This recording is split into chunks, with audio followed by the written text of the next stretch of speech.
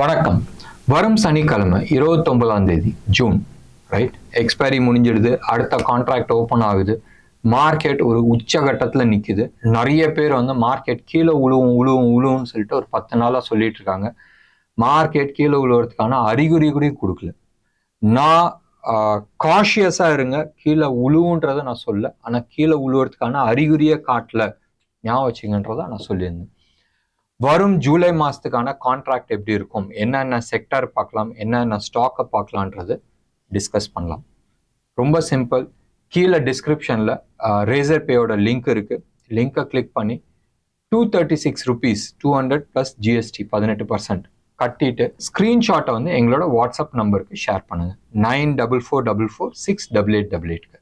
ஏதாச்சும் சந்தேகம் இருந்தாலும் இதே நம்பருக்கு கால் பண்ணி பேசுங்க. வாரம் நம்ம டிஸ்கஸ் பண்ணுறோம். நிறைய விஷயத்த டிஸ்கஸ் பண்ணுறோம். 3 மணி நேரம் டிஸ்கஸ் பண்ணுறோம். இன்ட்ரெஸ்டிங்காக இருக்கும். வாங்க இந்த வாரம் சந்திப்போம். மார்க்கெட் ரொம்ப இன்ட்ரெஸ்டிங்காக போயிட்டுருக்கு. பயங்கர டேஞ்சர் ஜோனில் இருக்கிற மாதிரி ஒரு தோற்றத்தை கொடுத்துட்ருக்கு. எஸ், டேட்டாஸ் வந்து கொஞ்சம் அந்த ஃபியர் ஃபேக்டரை வந்து காட்டிக்கிட்டு இருக்கு. மார்க்கெட்டில் வந்து நிறைய பேர் வந்து எதிர்பார்க்குறது வந்து கீழே உழுவும். மார்க்கெட்லாம் நம்ம சொல்லியா கேட்க போகுது? ஒன்று. ரெண்டாவது வந்து மெஜாரிட்டி வந்து கீழே உழுவுன்னு எதிர்பார்த்துருக்கும் போது கட்டாயம் உழுவாது. என்னைக்கு நீங்கள் வந்து மேலே போகணும்னு நினச்சிட்டு நீங்கள் ஃபுல் த்ராட்டல் மேல் சைடு கொடுக்குறீங்களோ அன்னைக்கு கீழே உழுவுறதுக்கான பாசிபிலிட்டிஸ் இருக்குது. Major stocks, right, major stocks வந்து ஒரு நல்ல டீப் கரெக்ஷன் ஆகி ஒன்று. ரெண்டாவது வந்து டைம் கரெக்ஷன் ஆகி அவங்க எல்லாமே வந்து ரிவர்சல் கொடுத்துருக்காங்க. அவங்க எல்லாமே மேலே போயிட்டுருக்காங்க. நீங்கள் வந்து ஹெவி வெயிட்ஸ் நீங்கள் எடுத்துக்கிட்டீங்கன்னா ICICI, Axis, HDFC, Reliance, L and T, Bajaj finance, இவங்கெல்லாம் வந்து மேலே தூக்கும் போதும் டெஃபினட்டாக மார்க்கெட் தூக்கி தானே ஆகணும். ஒரு இன்ட்ரெஸ்டிங் ஃபேக்ட் வந்து என்ன எடுத்துக்கிட்டிங்கன்னா, இன்னைக்கு எடுத்துக்கலாம். ஃபர்ஸ்ட் நிஃப்டி எடுத்துக்கலாம். 128 points plus futures, right. And நிஃப்டியை பொறுத்த வரைக்கும் நீங்கள் வந்து எடுத்துக்கிட்டீங்கன்னு சொன்னால் ஸ்பாட் வந்து 183 points ப்ளஸ். இன்ட்ரெஸ்டிங் பாயிண்ட் நீங்கள் எடுத்துக்கிட்டீங்கன்னு சொன்னால் ரெண்டு ஸ்டாக்கு. ரிலையன்ஸ் வந்து இன்னைக்கு 4.2% வந்து அப்பு. ரிலையன்ஸை பொறுத்த வரைக்கும் ரிலையன்ஸ் மட்டுமே வந்து 102 points கான்ட்ரிபியூட்டட். இந்த 128ல் 102 points வந்து வெறும் ரிலையன்ஸ் மட்டும் கொடுத்துருக்கு. ஐசிஐசிஐ ஒரு 32 points கொடுத்துருக்கு. ஸோ இவங்க ரெண்டு பேருமே எடுத்துக்கிட்டனாவே மேஜர் கான்ட்ரிபியூஷன் வந்துருச்சு. அப்போ எதுக்குடா 128 தான் வந்திருக்குன்னு சொன்னால் நெகட்டிவும் இருக்குல்ல கீழே. ஸோ அந்த நெகட்டிவ் எல்லாம் போக இந்த ரெண்டு ஸ்டாக் மட்டுமே இவ்வளோ கான்ட்ரிபியூட் பண்ணியிருக்குனால் இந்த வெயிட்டேஜ் விஷயத்தில் வந்து கவர்மெண்ட்டோ ஆர் என்எஸ்சி ஏதாச்சும் வந்து ஒர்க் அவுட் பண்ணணும். இந்த சிங்கிள் வெயிட்டேஜை வச்சுட்டு இப்போ நீங்கள் வந்து எடுத்துக்கிட்டிங்கன்னா யூஎஸில் வந்து என்விடியோ அந்த ஒரு ஸ்டாக் பண்ணுற அட்டூழியத்தில் நாஸ்டாக் மட்டும் சூப்பர் டூப்பராக போயிட்டுருக்கு, ரைட். இந்த சைடு வந்து டவ் ஜோன்ஸ் வந்து நெகட்டிவாக இருக்குது. எப்பயுமே வந்து இதுக்கும் நீங்கள் எடுத்துக்கிட்டிங்கன்னா ஒரு டைவர்ஜென்ஸ் இருக்கும். டைவர்ஜென்ஸ் இருக்கும்போதும் ஃபால் ஆகிறதுக்கான நிறைய சான்சஸ் இருக்குது. ஸோ இது மாதிரி வெயிட்டேஜை குறைக்கிறது வந்து ஆல்வேஸ் பெட்டராக இருக்குன்றது ஏன் கருத்து. அங்கே புத்திசாலிங்களாம் நிறைய பேர் இருக்கிறாங்க. நிச்சயமாக அவங்க வந்து கன்சிடர் பண்ணுவாங்க. சரி, இன்னைக்கு வந்து நம்ம எடுத்துக்கிட்டோம்னு சொன்னால் மார்க்கெட்டில் ராஜா, ரைட், ரிலையன்ஸ் விட்டுருங்க, அது தனி ட்ராக்ல போயிட்டு இருக்கு. ஒரு பிரேக் அவுட் ஆகி நல்ல ஒரு ட்ராக் ஃபார்ம் பண்ணிருக்கு. இன்னொன்று சைடில் ஒரு செக்டார் இன்னைக்கு வந்து சூப்பர் டூப்பராக பண்ணுச்சு. நீங்கள் எடுத்து பார்த்தீங்கன்னா லாஸ்ட் ஒரு 15 days-ஆவே நம்ம தலைவர் வந்து ஜெயிச்சு வந்ததுக்கு அப்புறமா ஜூன் 4ஆம் தேதிக்கு அப்புறமாவே ஆல்மோஸ்ட் சைக்கிளிக்காக போயிட்டு இருக்கு. ஒரு நாள் நீங்கள் எடுத்துக்கிட்டீங்கன்னா மெட்டல் தூக்குது, மீடியா தூக்குது, பப்ளிக் செக்டர் என்டர்பிரைசஸ் தூக்குது. அது மாதிரி செக்டோரல் வைஸாக தூக்கிட்டு இருக்கும்போதும் இன்னைக்கு வந்து செம்மையாக தூக்குனது வந்து சிமெண்ட். ஒரு 4 நாளைக்கு முன்னாடியே வந்து சிமெண்ட் தூக்குச்சு. அண்ட் மறுபடியும் இன்னைக்கு வந்து சிமெண்ட் சூப்பர் டூப்பராக தூக்குச்சு. சிமெண்ட்ல நான் ஹோல்ட் பண்ணிட்டு இருக்கிறது ப்ளஸ் என் கிளைண்ட்ஸ் இதை ஹோல்ட் பண்ணிட்டு இருக்கிறது ஹியூஜ் குவான்டிட்டிஸ் நாங்கள் வந்து ஹோல்ட் பண்ணிட்டு இருக்கோம். இந்தியா சிமெண்ட்ஸ் ஒரு ஸ்டேஜில் ஆல்மோஸ்ட் 15% அப்பு, க்ளோஸ் ஆகும் போதும் 14% அப்பு, ரைட். எங்களோட ஆவரேஜ் ப்ரைஸ் வந்து அரௌண்ட் 220 ஆவரேஜ் பண்ணியிருக்கிறோம்ல. ஸோ 220 எங்களோட ஆவரேஜ் ப்ரைஸ். இன்னைக்கு வந்து ஆல்மோஸ்ட் ஒரு ஸ்டேஜில் வந்து 69 வரைக்கும் போச்சு, ரைட். 269 வரைக்கும் போச்சு. ஒன்று. அல்ட்ராடெக்கில் ஆல்மோஸ்ட் 80% நாங்கள் வந்து எக்ஸிட் பண்ணிட்டோம். ஒரு 20% ஹோல்ட் பண்ணி வச்சுட்டு இருக்கோம். எஸ், சிமெண்ட் செக்டார் ரொம்ப நல்லா பர்ஃபார்ம் பண்ணிச்சு. அதுக்கு அடுத்தபடியாக நீங்கள் எடுத்துக்கிட்டிங்கன்னா chemical sectors in particular, right, கொஞ்ச நாளாகவே அதை பற்றி நம்ம டிஸ்கஸ் பண்ணிட்டு இருந்த ஒரு ஸ்டாக்கு தீபக் நைட்ரேட் ஆகட்டும், சம்பல் ஃபர்டிலைசர் ஆகட்டும், most of the fertiliser stocks வந்து நல்ல பர்ஃபார்மன்ஸ் கொடுத்துட்டு இருந்துச்சு. ஓகே, மார்க்கெட்டை பொறுத்த வரைக்கும் இப்போ எப்படி போயிட்டு இருக்குன்றது நான் சொல்கிறேன். இந்த ஹெவி வெயிட்ஸ் எல்லாமே வந்து ஆல்மோஸ்ட் நியர் டார்கெட் லெவலில் உட்காந்துட்டு இருக்காங்க. ஒரு 2-3 ஸ்டாக் பற்றி நான் பேசுகிறேன்னு. ஹெச்டிஎஃப்சி ரைட், இப்போ வந்து அரௌண்ட் 1700 பக்கமாக இருக்குது. 1825 வரைக்கும் போகிறதுக்கான வாய்ப்புகள் இருக்குது. அடுத்தது வந்து ரிலையன்ஸ். இது ரொம்ப நாளாக நான் சொல்லிட்டு இருந்தேன். 3167 வந்து மேலே வரதுக்கான வாய்ப்புகள் இருக்குது. இப்போ ஆல்மோஸ்ட் 3070-60 அந்த ரேஞ்சில் இருக்குது. ஸோ மார்க்கெட் வந்து மோஸ்ட் ஆஃப் த ஸ்டாக் இதே மாதிரி தான் வந்து உங்களுக்கு ஐசிஐசிஐ ஆகட்டும், ஆக்சஸ் ஆகட்டும், பஜாஜ் ஆகட்டும், இவங்க எல்லாமே வந்து அந்த இலக்கு கிட்ட இருக்கிறாங்க. ஒரு 8-10% தான் வந்து அப்சைடு இருக்கு. அப்ப இது போயிடுச்சுன்னா என்ன நடக்கும்? கீழே வருமா இல்ல மேல உடைச்சிட்டு போகுமா? அங்க போயிட்டு அங்க வந்து என்ன பேட்டர்ன் கொடுக்குது, அந்த இடத்துல கேண்டில் எப்படி ஃபார்மேஷன் இருக்கு, அங்க வால்யூம் எப்படி இருக்கு, மொமெண்டம் எப்படி இருக்கு, நிறைய விஷயங்கள் இருக்கு. அந்த விஷயத்தெல்லாம் பார்த்துட்டு நம்ம வந்து டிஸ்கஸ் பண்ண முடியும். பட் ஆஸ் ஆஃப் நோ இதுதான் வந்து இலக்கு ஒன்று. ரெண்டாவது, நிறைய ஸ்டாக்ஸ் ரைட், நிறைய ஸ்டாக்ஸ் வந்து பிரேக் அவுட் ஆயிருக்கு. ஒரு நல்ல டீப் கரெக்ஷன் ஆகி, ஒரு சில ஸ்டாக்ல ஆல்மோஸ்ட் 60-70% கரெக்ஷன் ஆகி பிரேக் அவுட் ஆகி ரெடியா நிக்குது ரைட்.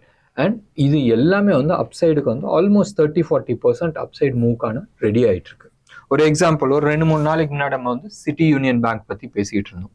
இது மாதிரி நிறைய ஸ்டாக்ஸ் இருக்கு which we can always discuss in our பிரைவேட்ல. ஒன்று. ரெண்டாவது,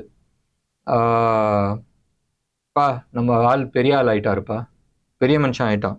யாரு? ஐடியா. 2019 மைனர் ஆனாரு. மைனர்னா 18 ரூபா கீழே வந்துருச்சு. இன்னைக்கு வந்து 18க்கு மேல ஆயிடுச்சு. ஸோ ரொம்ப நாள் கழிச்சு ஐடியா, வோடஃபோன் ஐடியா வந்து 18 ரூபாய்க்கு மேல வந்து க்ளோஸ் ஆயிருக்கு. ஸோ இது வந்து மீம்ஸ் ஓடிட்டு இருக்கு நிறைய வாட்ஸ்அப் குரூப்ல. பா மேஜர் ஆயிட்டாருப்பா, மேஜர் ஆயிட்டாருன்னு. நினைச்சு பாருங்களேன், வோடஃபோன் யூரோப்ல வந்து ஆல்மோஸ்ட் நம்பர் 1 கம்பெனி. அண்ட் இங்க ஐடியா நம்ம தலைவருது ஆதித்யா பிர்லா குரூப். இவங்க 2 பேருமே மர்ஜ் ஆகி இன்னைக்கு வந்து நல்ல டீப் ப்ராப்ளம்ல இருந்தாங்க. கவர்மெண்ட் அப்படி தூக்கி விட்டாங்க. ஒரு 20,000 கோடி வந்து ஃபாலோ ஆன் ரைட்ஸ் இஷ்யூ வந்தாங்க.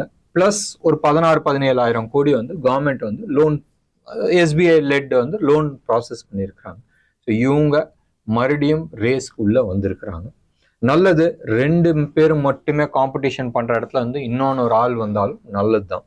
ஸோ இவங்க ஐடியா டெலிஃபோன்ஸ் இப்போ ஆஃப் லேட் வெரி ஃபாஸ்ட்டாக வந்து 5G ரோல் அவுட் பண்ணிட்டு இருக்காங்க. ஒரு இன்ட்ரெஸ்டிங் காம்படிஷன் வரதுக்கான சான்சஸ் நிறைய இருக்கு.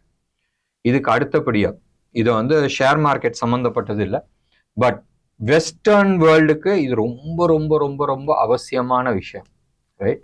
எலான் மஸ்க்கு 12வது குழந்தை பிறந்திருக்கு ரைட். அவர் சந்தோஷமா சொல்றாரு, எனக்கு வந்து இதுல என்ன மறைக்கிறதுக்கு இருக்கு, ஸோ எனக்கு வந்து 12வது வந்து பையன் பிறந்திருக்கிறான். ஸோ எலான் மஸ்க் வந்து சில டார்கெட்டோட ஒர்க் பண்ணிட்டு இருக்காரு ரைட். இந்த சைடு வந்து எனக்கு மேனேஜ்மெண்ட் சைடில் வந்து ஆட்கள் தேவை, அது நானே வந்து ப்ரொடக்ஷன் பண்ணிக்கிறேன்ற மாதிரி போயிட்டு இருக்காரு. இந்த சைடு அவர் வந்து எக்ஸ் ஆகட்டும், எக்ஸ்னா அந்த எக்ஸ் கிடையாது, ட்விட்டர் வந்து எக்ஸா மாற்றி இருக்கிறாங்க, அது ஆகட்டும், இல்லை அவரோட எலக்ட்ரிக் கார் ஆகட்டும், இல்லை இந்த சைடு ஸ்பேஸ் எக்ஸ் ஆகட்டும், இப்போ ரீசெண்டாக மூளையில் சிப்பு வச்சு சில வேலை பண்ணுறேன்னு சொல்லியிருக்கிறாரு. ஒரு ஹியூஜ் அமௌண்ட் ரைட், ஒரு ஹியூஜ் அமௌண்ட் ஏஐக்கோசரம் ஸ்பெண்ட் பண்ணுறதுக்கு ரெடி ஆகிட்டு இருக்காரு. ஏன்னா இந்த ஓப்பன் ஏஐ சாட் ஜிபிடின்னு இருக்குல்ல, இது இனிஷியலாக ஆரம்பிச்சது வந்து அவரு தான் ரைட். இப்போ வந்து அதை விட்டு வெளியில வந்துட்டாரு. இப்போ நீ சாட் ஜிபிடி பெரிய லெவலில் வந்தோடனே தலைவர் நானும் வரேன்ற மாதிரி உள்ள வராரு. ஸோ இது எல்லாத்துக்கும் வந்து மேனேஜ்மெண்ட்டுக்கு ஆட் தேவையில்லை. ஸோ ஃபைனலாக நானே ஏன் ரிப்ளிக்காக நான் ரெடி பண்ணுறேன்ற மாதிரி வந்துகிட்டு இருக்காரு. ஸோ வெஸ்டர்ன் வேர்ல்டில் ஒரு பெரிய ப்ராப்ளம் ஓடிட்டு இருக்கு, உங்களுக்கு தெரியும். கல்ச்சுரல் சேஞ்ச் நடந்துட்டு இருக்கு. அது யூரோப் பூரா இன்னம்லாம் அது மாற்ற முடியாது ரைட். பயம் வந்திருக்கு. ஆப்பிரிக்கால இருந்து ஒரு இனத்தவர்கள், ஒரு ரிலீஜன் சேர்ந்தவங்க உள்ள வந்திருக்கிறாங்க. ஸோ இதனால அங்க இருக்கிற டோட்டல் என்வாயர்மெண்ட் வந்து மாறுது. இதை வந்து கண்ட்ரோல் பண்ண முடியுமா? முடியாது. ஸோ இதே பிரச்சனை தான் யூரோப்ல வந்தது, அடுத்தது கனடால வருது, அடுத்தது யூஎஸ்லயும் வரதுக்கான வாய்ப்புகள் இருக்குன்றது பயப்படுறாங்க. Major they need production, human production. சரி, நம்ம மெயின் சப்ஜெக்ட்க்கு நம்ம வரலாம். இன்டர்நேஷனல் மார்க்கெட் எல்லாமே எடுத்துக்கிட்டோம்னா ஃபிளாட் நெகட்டிவா இருக்கு. அது வந்து யூரோப் ஆகட்டும் இல்ல யூஎஸ் ஆகட்டும், இது எல்லாமே வந்து ஃபிளாட் நெகட்டிவா இருக்கு. டாலர் இண்டெக்ஸ் வந்து ஃபிளாட் பாசிட்டிவா இருக்கு. 0.38% வந்து அப்பா இருக்கு. 105.68 அந்த லெவல்ல இருக்கு. 106 கிராஸ் பண்ண போகுது. ஸோ டாலர் இண்டெக்ஸ் வந்து ஸ்ட்ராங் ஆயிட்டு இருக்கு. சாதாரணமா டாலர் இண்டெக்ஸ் ஸ்ட்ராங் ஆச்சுன்னு சொன்னால் கமாடிட்டிஸ் எல்லாமே வந்து கீழே உழுவ மாட்டேங்குது. க்ரூட் ஆகட்டும், நேச்சுரல் கேஸ் ஆகட்டும், சில்வர் ஆகட்டும், கோல்டு ஆகட்டும், காப்பர் ஆகட்டும், இது எல்லாமே வந்து அப்சைடு போயிட்டு இருக்கு.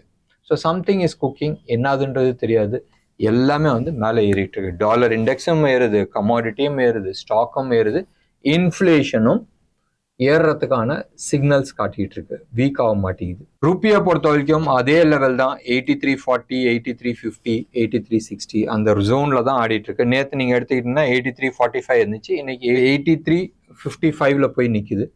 சில்வரை பொறுத்த வரைக்கும் ஒரு கிராஷ் ஆயிருக்குன்னு சொல்லலாம். கிராஷ்ன்னு வேணாம், ஒரு ஃபால் ஆயிருக்கு. நேற்று வந்து 91,500 லெவல்ல இருந்துச்சு பர் கேஜி. இன்னைக்கு வந்து 89,500 லெவல்ல வந்து ட்ரேட் ஆயிட்டு இருக்கு. ஆல்மோஸ்ட் 2,000 rupees பர் கேஜி வந்து கீழே விழுந்திருக்கு.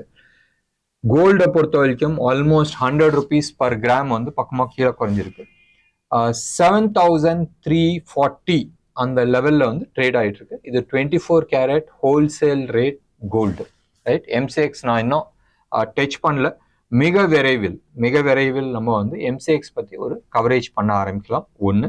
அண்ட் மண்டேல இருந்து சார்ட்டோட நிறைய விஷயத்த நம்ம எக்ஸ்பிளைன் பண்ணலாம். டவுட்ஸ் கேளுங்க. ஏதாச்சும் ஒரு டேல வந்து நீங்க கேட்குற டவுட்ஸை வந்து கிளாரிஃபை பண்ற மாதிரி ஒரு இன்ட்ராக்டிவ் செஷன்ஸ் வச்சுக்கலாம்.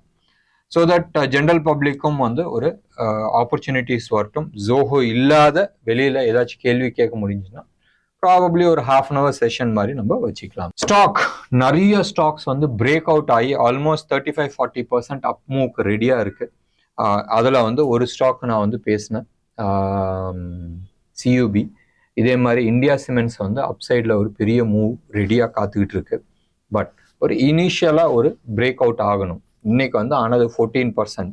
அந்த லெவல்ல இருந்து இன்னும் ஒரு மேபி ஒரு 3-4% வந்து மேலே போனதுக்கு அப்புறமா ஒரு பெரிய பிரேக் அவுட்கான வாய்ப்புகள் உண்டு. பார்க்கலாம், அந்த பிரேக் அவுட் ஆகி நேராக மேலே போகுதா இல்லை ஒரு புல் பேக் வந்துட்டு போகுதான்றது நம்ம பார்க்கணும். பட் ஞாபகம் வச்சுங்க, ஆல்மோஸ்ட் ஒரு 2.5 மாசம் வந்து ஒரு நல்ல டீப் கரெக்ஷன் வந்து கன்சாலிடேட் ஆகி அதுக்கப்புறமா மேலே தூக்க ஆரம்பிச்சிருக்கு.